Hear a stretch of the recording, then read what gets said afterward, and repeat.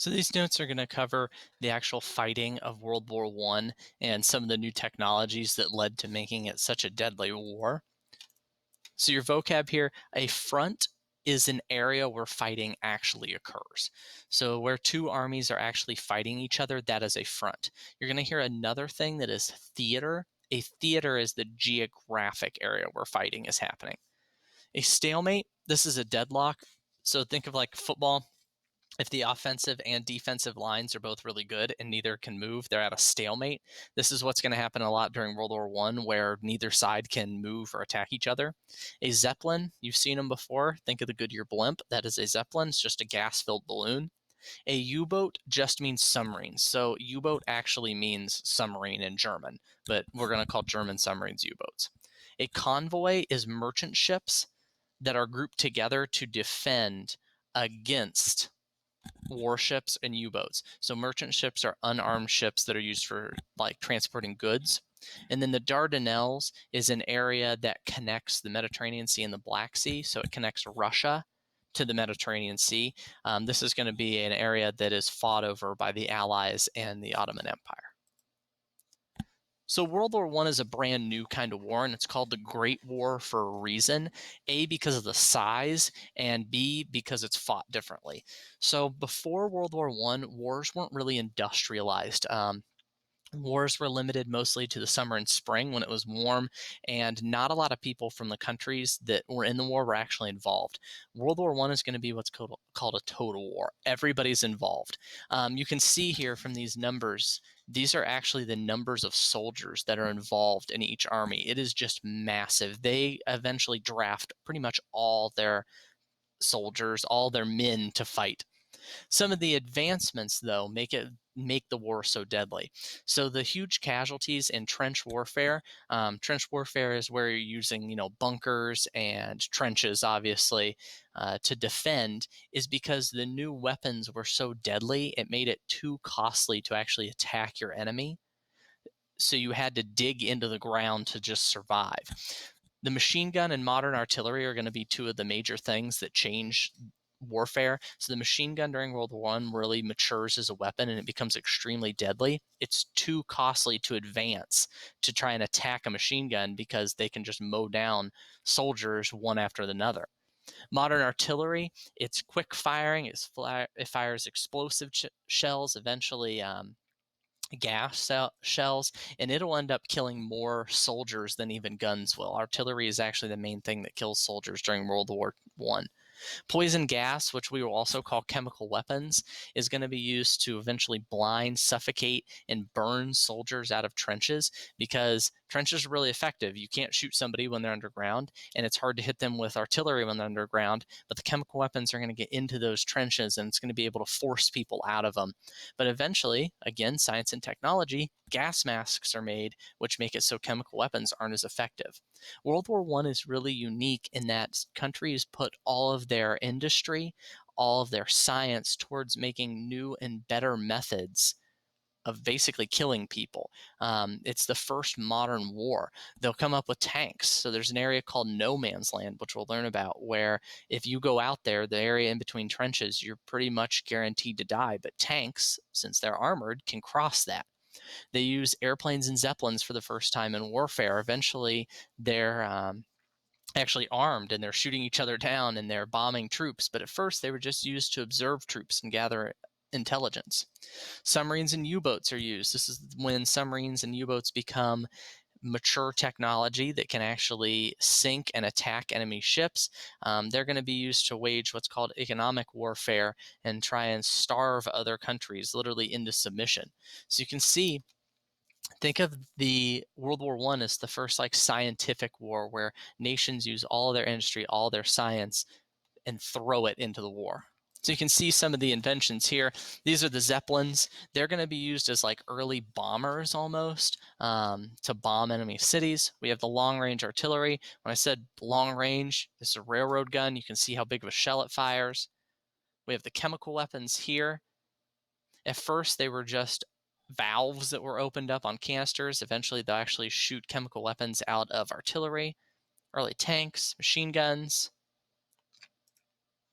A British tank here, airplanes. This is a gas shell that'll be used to fire a poison gas round, and an early submarine. So this video kind of goes over the tech developments of World War I and how technology really changed the game and made World War I the deadly war that it was. So we have our different areas of fighting in Europe here.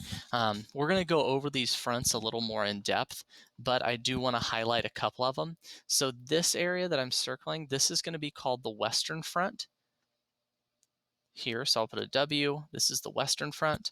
This area here is going to be called the Eastern Front, so I'll put an E. Some of the other fronts that we'll have, we're going to have the Italian or Alpine Front down here.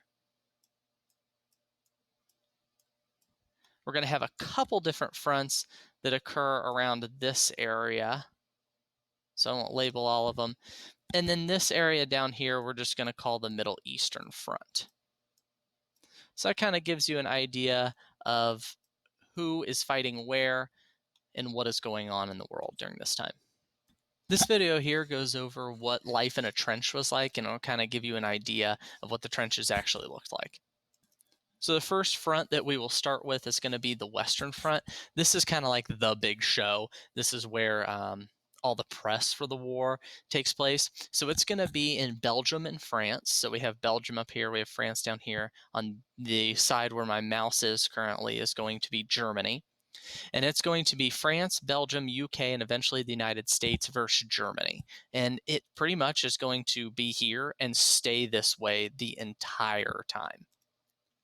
So it starts off with the Germans kicking off the offensive with this idea called the Schieffelin Plan. And this is kind of what brings Britain into the war. So the Germans don't want to attack through this area because this is where the French have their entire army.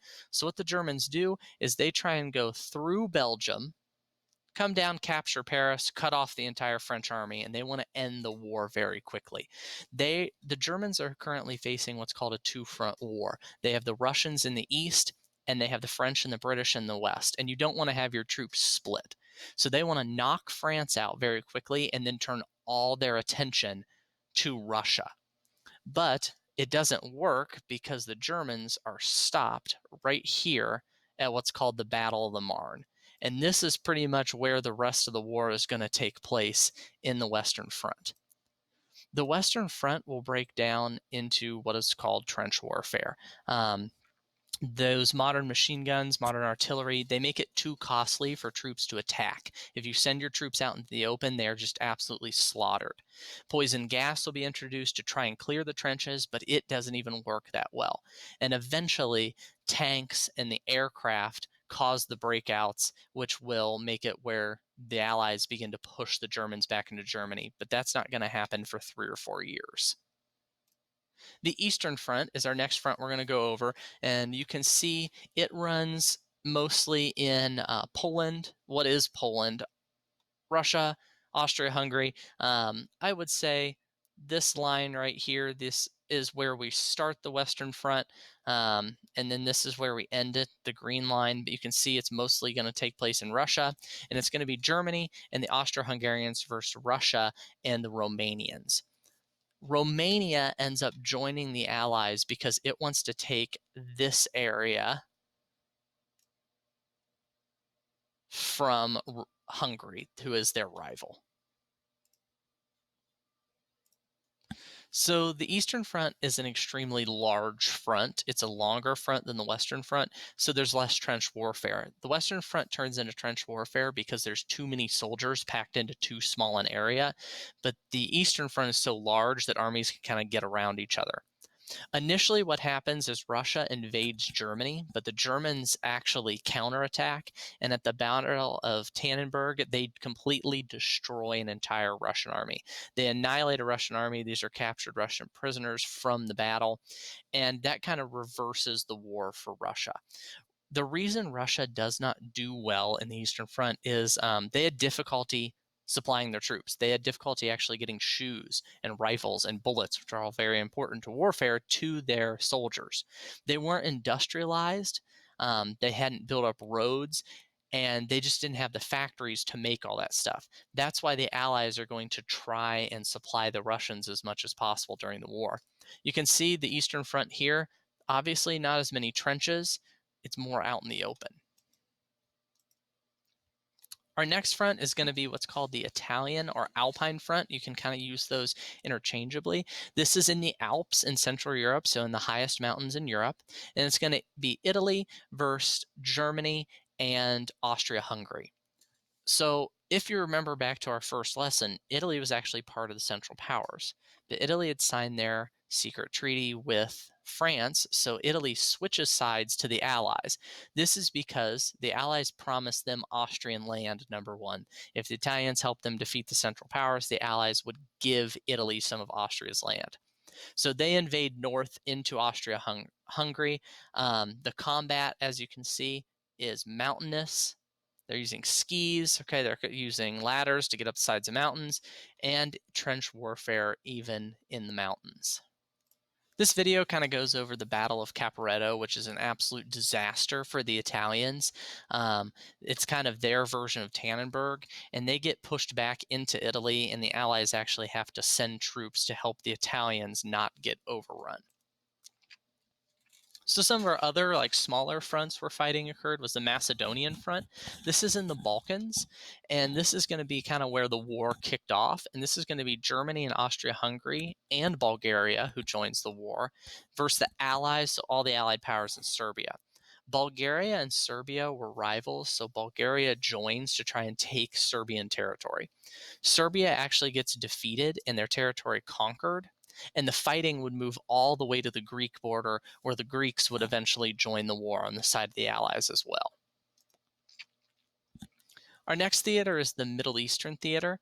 This takes place in the Middle East and North Africa, where the Ottoman Empire is, and it's pretty much going to be the Ottoman Empire against the Allies. So the Ottoman Empire joins the Central Powers, and the Central Powers want to knock the Ottoman Empire out of the war because they control that area called the Dardanelles, which is the supply route to Russia.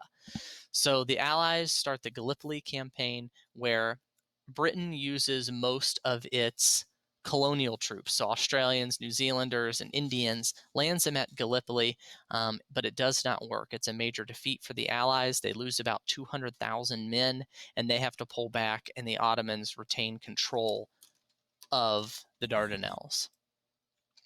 At the same time in the Middle East, the Arabs, who are ruled by the Ottomans, revolt.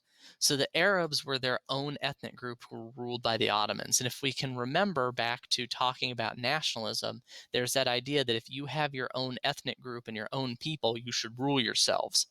So the British support the Arab nationalists, and they send this guy, T.E. Lawrence, to kind of help them coordinate their efforts and get them supplies. He becomes known as Lawrence of Arabia, and they lead this revolt against the Ottomans. This damages the Ottomans because they have to send troops to try and put down the rebellion, and that kind of distracts them from fighting in Europe and fighting Russia. So our next area is going to be the sea war. So while all this is happening on land, there's a lot of combat happening on the oceans. So one of the things that Britain does is, if you look down at this map, they blockade Germany. So right along here and here, Britain tries to cut Germany off so they can't get any supplies into Germany. And this will actually be extremely, extremely effective at starving Germany almost into submission. The Germans respond by using their U-boats to go out and sink any ships coming to Britain to try and supply Britain. Their goal is to starve Britain into submission. So what they do is something called unrestricted submarine warfare. They tell any nation if they see any ship coming towards Britain, they're going to sink it so Britain can't get any supplies. So it's kind of going to be a race of who can starve the other one out first. The war also extends all the way to the colonies. So Japan joins the side of the Allies and attacks all of Germany's colonies in Asia and quickly pretty much overruns them. The Allies, just because they had more colonies, they had more people there, overruns Germany's colonies in Africa because the Germans can't focus on their colonies while they're fighting a war in Europe, and they're pretty much cut off from the sea by the British Navy. The colonial troops are used by all nations. So we have like Indian colonial troops used by Britain. These are Vietnamese colonial troops used by France, and they will actually be shipped over to Europe to fight in Europe. These are the Germans, East African soldiers that they recruited, and a lot of these soldiers in the colonies, they join because they say, if I fight in this war and I serve the country that colonized me, they believe that they could get like citizenship. They'll be recognized as actual citizens and not just colonials because they fought and served the nation that colonized them. So I hope that kind of sums up the fighting in World War One. There are some videos that are throughout this lecture, and I hope to show those in class sometime when you come back. But if you want to take a look at those, just let me know.